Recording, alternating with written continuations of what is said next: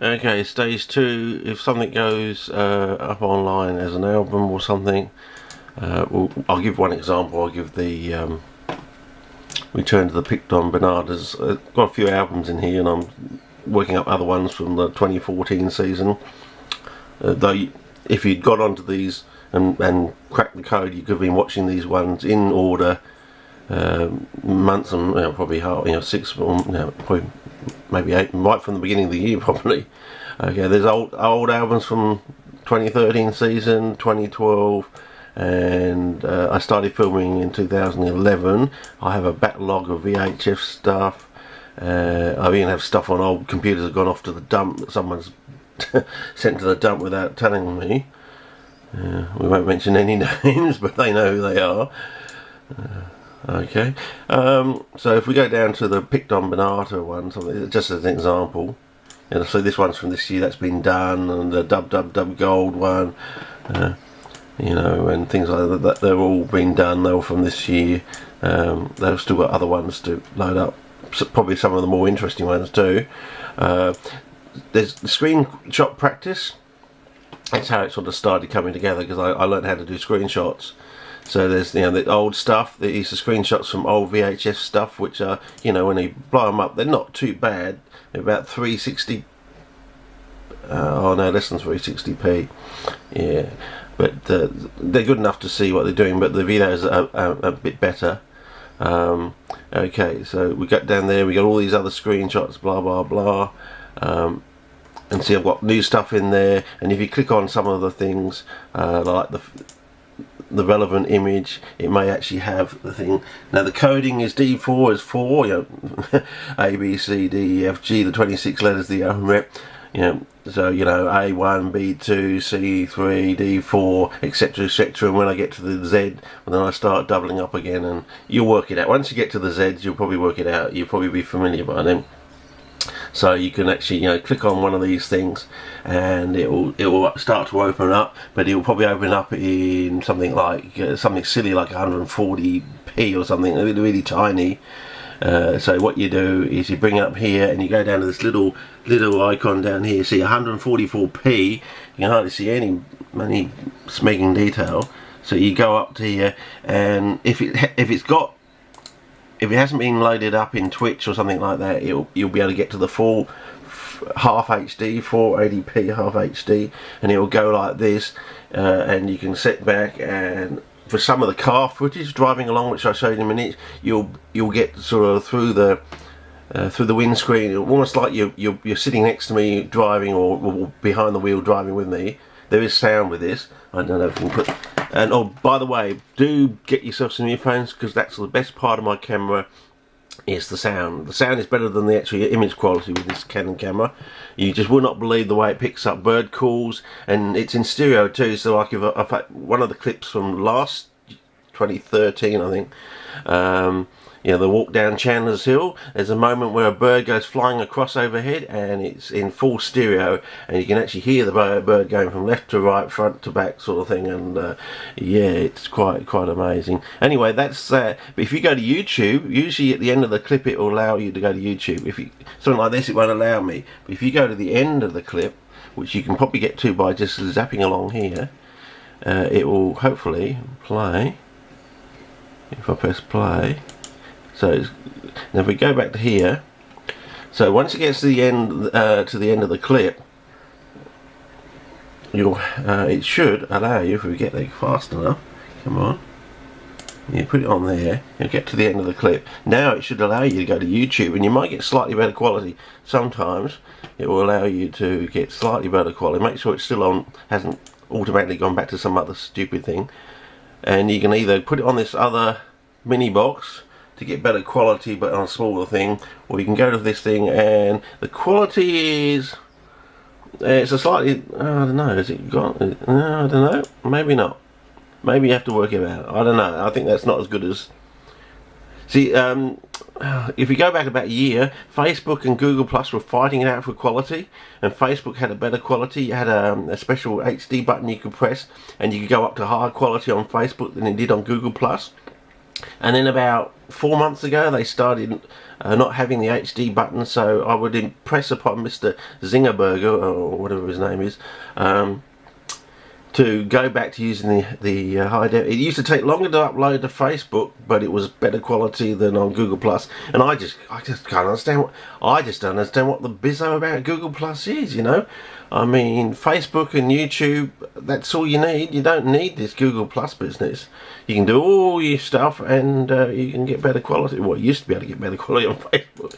I think Mr. Zingerberger, Schnitzelberger, whatever his name, or Arnold Sports or Schmetzelberger, whatever his name is, he'll have to do that. Anyway, you can go back down here and you can get out of it, sort of thing. Close it. Oh, the other thing. So we're still on Facebook, I believe. Oh, I'm not sure. Oh no, I'll close that down. We'll go. Let's just go back out of here to the Facebook. We'll find this other one down here, wherever it is. I think. Oh, hang on. No, it's not in this. We've gone. That's the trouble. Yeah. I'm still learning how to navigate this bloody thing. Oh, and then of course it doesn't go. Sometimes doesn't go back to where you were. So you have to go all the way back down here. That's something that can be improved on Facebook. That's a bit of annoying. When you click back on things, you don't sometimes go back to where you were. Sometimes you do with certain functions, but you got Blewett Springs, there's some interesting ones there. But the one I want to show you is this one from late last year, the penultimate Christmas thingamajig. Because I only noticed this last night, you know, whether the clips actually improve over time. You know, they dedicate more memory if, like, people click on it enough times, the computer system goes back and finds the original file, and you go up 100 P's in quality or something. Because I noticed, where is it? That's quite an interesting one for pics and stuff and a thing. Where is it? Where is it? The return to part B is very interesting visually, because it's also got some old footage in there. Here it is. This is the one. The return to the Picton Bernardas. Big long story behind that one. If we go on it, okay, here we go now. I want to find this one. I clicked on the other night. You go all the way. It's quite. Some of these albums are quite big. I mean, I'm putting these up for people like who are on buses and things like that. They got their long journeys. They got the earphones stuck in, and they want to. Well, with the earphones, they get the high quality sound, of course. I think you'll be impressed because the sound, as I said, is the best part of my camera. Yeah. I really need a full HD camera. I've got a 50th birthday coming up. I'm hoping I'll get a full HD camera, maybe a drone. I wanted a drone last Christmas to fly over the Prefolia country. I thought I could make some, intercut the drone footage with, a full HD camera. So when you blow up to the full screen, you get twice the quality. But down here somewhere where we get to driving along, if we can find the actual, you see it's a bit slow. I said maybe I think my son's on or something. It's just we're terribly behind in Abbotland. We're 15 here about now. We've gone from 10 to 15 years behind the rest of the world on high-speed broadband. We're the one country in the world that actually requires it with our outer ring of coastal cities and so-called dead heart. Most lizards in the whole world, of course, being fed by termites, which are the vegetable cows of our internal ecosystem. If I can get down, as I say, it's slow. Here we go. One of these with the sign. If we can get down, here we go. I think it's this one. Could be the next one. Yeah, it could be the next one. Sometimes I play around with in screenshots or something. Oh, where is the associated bugger? No, that's the previous. That's the next one. So that's after we get to. It's so slow here in Abbotland, As I said, by the time we actually get, and now we're having Clayton's broadband. Here we go. I think we have Clayton's broadband. By the time we get the real broadband, we'll be 20 years behind the rest of the world. That's half a person's lifetime. That's what I'm saying. If I go up to 480p. Now this was filmed using the old dash cam. I don't know if I can actually put these bloody speakers on the actual camera so you can hear me and the footage driving along, but I'll try that because it's got two stereo microphones right near the front of the camera. Maybe I'll have to do it that way or something like that. I don't know if you can hear that. It'll be interesting when I play it back to see what I can hear. But if we start off with the journey and we get to actually driving along, here we are driving along sort of thing, and this was in the days of the dash cam. I could actually drive at 60 k's, and it seems too fast now, because I learnt with filming on the bonnet and thing to keep it down to about 40. That was this past season. I don't know, I used walkie-talkies and things this season, and I've just given it. I've watched back this footage and I think, oh, this is better than the stuff I did in 2014. So this is late 2013. And yeah, if we just move along, we can get to along. Where is it? Oh, here we go. I take pictures. Yeah, like that. You can actually look at that picture and see the quality. That is actually taking the picture through the windscreen of the car, and this is half HD, and you can see the quality of the actual stills or JPEGs that come out of that dash cam thing. I spent a few months working up the dash cam. If you follow through all these things, it's an interesting story in itself. Because, oh, there we go. My things have fallen off. Anyway, you got probably a chance to hear some sound, and. So this is mainly basically done for people overseas who are trapped by the GFC on their side of the continent and will never probably get to see Abbott Land, or also known as, or aka Australia, the land of green and gold. Yes. So, you know, because you haven't followed the Iceland route of putting the bloody people who actually knew what they were doing and knew they were doing wrong, you haven't actually put them in jail and taken away most of their assets or something, or given them a choice. You know, you give us half your money and we'll just call it quits. But if you don't give us half your money, we're just going to take it all, and you can go to jail as well as a bonus. You know, a bonus browning point sort of thing. When people like the land of the free, America actually wakes up to this, that they really need to put some of these people in the stocks in New York City and give them 48 hours, protected by the police, of course.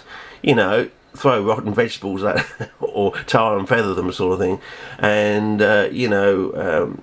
give them a choice. You know, as I said, I'm always generous and gracious enough to give them a choice. You know, give us half your money, and we'll call it quits. But if you don't want to do that, we'll put you in the stocks in New York City. We'll throw rotten. Everyone will get to know who you are, and for the rest of your life, we'll give you the fame of the Beatles, but for all the wrong reasons. And you can, wherever you go, you're not coming to this restaurant, mate. I know who you are. You're one of the blokes that knowingly caused the GFC, or you knew it was coming and you didn't do anything to warn anyone or do anything about it. So you're doubly bad, sort of thing. Yeah, and so you're not coming in this restaurant. You can go down the bloody road and eat at a Megabucks complex, or whatever, or some shitty dive or hole for the rest of your life, because you're not going to wine and dine in these rich, because you don't deserve it. Basically, you've just taken the public for granted, and you haven't had in the back of your mind your covenant with society, whereas with a moment's notice you may be called upon to put your hand down the drain and risk your life at a moment's notice to save some poor kid trapped down the drain who just hasn't got the size or the strength to pull himself out of his own, sort of thing, So yeah, and I think you should follow what Iceland has done. Basically, he said you want all the accoutrements and speaking joys of your sort of 10-speed lifestyle, sort of thing, but it comes at a cost. You got to look out for the other person, basically. So yeah, so this is what I'm doing. It's the only thing I can do, and if I can get better quality camera, I'll film in better quality. But this is what I'm trying to do. If you're trapped on the other side of the GFC wall and you can never, for the rest of your life, get to this country to see what it is like, it becomes an absolute winter wonderland during the wet sort of thing. And there's a whole thing about the wet north and the wet south and the east and west and things like that, but it's make this clip too long, but I have talked about it in other clips during these journeys. Just watch them and you'll, there we go, find out. And yep, if I come to your house, I like a coffee. It's probably going to kill me eventually, probably burn out my kidneys, but I've been on coffee since the very day of my 7th birthday, and I enjoy coffee. So if I ever get to be at your house on the other side, your side of the GFC wall, eventually one day, perhaps if I live long enough, but I probably won't, make us a coffee. If I come knocking at your door, I just walk up one day, put the jug on, make us a cup of coffee, and we'll maybe sit down to discuss, well, hopefully, how Abbott Land's actually going to get out of this bloody hole that it's in and return to being the good old Australia I used to know and love, sort of thing. You know, I grew up on the sand plains of Perth over in Western Australia, and it was absolutely magical over there back then, having the second half of my childhood over there. And I'm almost in two minds about whether I really want to go back. I can't afford to go back thanks to the 3 mining booms and the wealth not being spread round the Commonwealth, and the country going into like a 2-speed economy. You know, now people can't even afford, they have to live miles away from where they work, and they have to spend hours going to work, and it's not good for social politics and lifestyle and things like that. And you know, and the other side of the coin is, if I ever do get the possibility of going back, will I actually enjoy it? Will I see all my old haunts just being totally debauched, papered over, concreted over, and beneath a concrete jungle sort of thing? All those lovely CP sites I used to know, they all disappeared. I know my favourite one over the back of my place being covered by a giant old folks home village. You know, I know Perth went a bit crazy post the America's Cup and through the WA Inc. stuff of the early to middle 90s, and the 3 mining booms, but I still call Perth home. I'm still call myself a ex situ ex gratis sand groper. I would love to go back, but I just can't afford to go back. And as I said, the other side of the coin is, yeah, I don't know. Is it going to be a case of just boring your eyeballs out when you go around this site, thinking, remembering partially without all the lovely accoutrements of high definition SD card footage and things like that, or what it used to be like, and all the possibility of new species that have been lost to humanity because people didn't really know what they were papering or plastering over with their concrete cement mixers and things like that back in the days, I think. But anyway, because no one really spent time to actually send footage out to the rest of the world, sort of thing, to tell them, oh, what's this? Oh, it's something new. Something interesting. Anyway, this has gone way over too long. But as I said, if you want to go to YouTube, then if we pull up YouTube, you can actually, once you've got a rough idea or the title and things like that, you can go into you know, Video Manager or something like that. I don't know if you can go into Video. I know I can. You may have to use this scroll bar thing. I've only learned how to do deep search using this thing and function up here. You can actually go, I can go back to like 2011 and pull up clips that were put on there, which I couldn't get back to before. I was really frustrated. I had some really interesting clips I'd put on there, sort of hidden in deep time, you know, about 4 years ago, and I couldn't access them. But now I've learned how to use this special function down here of, where is it? This little icon here. Where is it? Yeah, uploaded dates. So you can actually go back to the uploaded dates, you know. I'm an old nerd from the 70s, you know, in the days when, you know, I was called the mad kid on the block before, you know, we actually had the term nerd sort of thing. And then because of what happened with the GLID over there, and the scientists not coming back, I got lumped into the crazy kid on the block. So instead of getting less bullying, I'm eventually getting up more bullying. Well, thank you very much, but you'll get a shock if you find out who one of those 2 scientists was back then. As I said, to me, he looked about 19 years of age. I reckon he was fresh out of uni, but in my thesis you'll probably get a shock of who it is.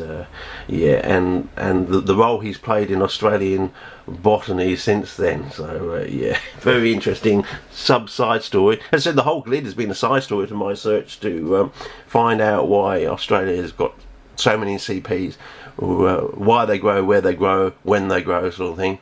And we're only like getting to the answer here with this clip here. You might want to look that one up. Yeah, charcoal and chalk produces reductive flammable gas. Amazing, you know. Who would have thought? But science has got us to this stage. It's like the turning point of the CP revolution, I would say. Who would have thought that you could get reductive flammable gas coming off of a combination of charcoal and chalk? Considering that Australia is the most bushfire prone continent on the planet, with the most CPs and a very large patch of patchy serpentine, a large slab of patchy serpentine. Not quite the same as South Africa, that has a lot of serpentine as well, but it's more like cratony, it's not patchy sort of thing. And also they have elevational characteristics over there as well, whereas we're basically a very flat land, a very old continent sort of thing. But anyway, if you go into this thing and shove in something like, if I go like X, for X-rays on the Sipanism, and just punch that in. All the clips. Oh Jesus! What the heck happened there? It worked last night. Okay, let's just put in Sipanism. Sometimes it's case sensitive as well. Hopefully, yes. Here we go. It worked with. Oh, I didn't have the capital I for X. Yeah, see what I mean? It is case sensitive. But here you go. All these clips, including this one I sent to, what was it, Jensen or something last night. So you go in here and you can click on them and you can put it up. Get out to 480p. If some of the older clips have been loaded up in Twitch, they're only 360, so you've lost quite a lot of quality, and they're glitchy. And some of the glitches you actually miss out some of the plants. Like he goes, ding, and oh, where's that glint? I had a really good close up of a glint there. What happened? And it's just sort of jumped over. But yeah, if you go up here, and of course it's got all sound, of course, and you end up to this. If you go over here, you'll find some of the pan stuff I was talking about. But and you can blow this right up, and hopefully you'll get reasonable. But if I had this if I had a full HD camera, that would be like, on an LCD screen. I think you'd love it. I think I'd love it as well. But I need a 1:1 wide angle